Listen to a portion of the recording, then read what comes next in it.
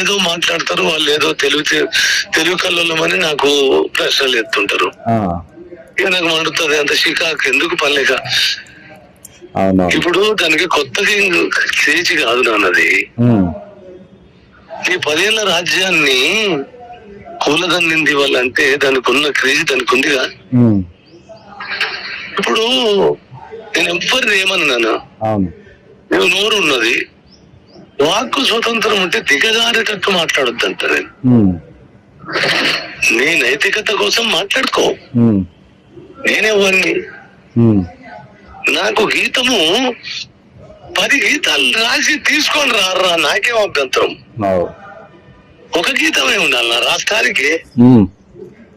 నా దేశంలో వందే మాతరం పాడుతున్నప్పుడు ఒక్క నా కొడుకు చప్పుడు చేయడు.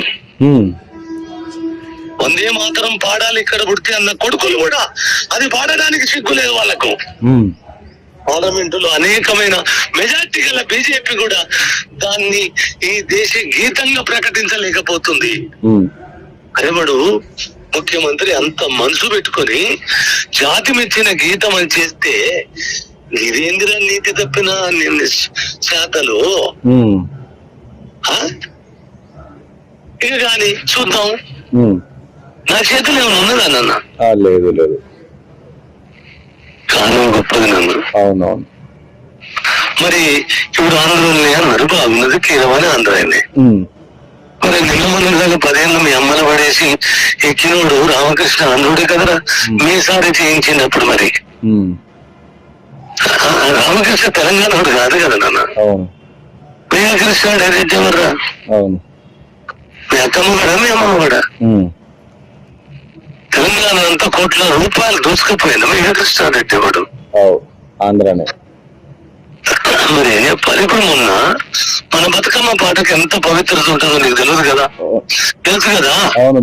మన బతుకమ్మ పండుగకు మరి కవితమ్మ నాదే పేటెంట్ అన్నట్టు ఆ ఊరేగడానికి 3-4 కోట్లు ఖర్చు పెట్టి రాయమాంతుడు సంగీతం చేయించింది. అప్పుడెందుకు వీళ్ళు గొంతు తిప్పలేదు?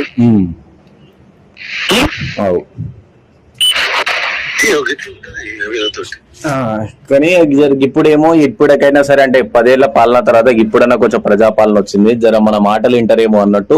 ఇట్లా అంతే ముంటే మొత్తం తెలంగాణ పట్టే ఉండాలి, ఆంధ్రలో ఉండొద్దు అన్నట్టు. అది ఉండదయా, ఇవి ఉట్టిగానే కాగితపు కర్రలు అన్నట్టు. కాగితాన్ని కర్ర చేసి కొడితే వందలుతుంది. ఓకేనా, ధన్యవాదాలు.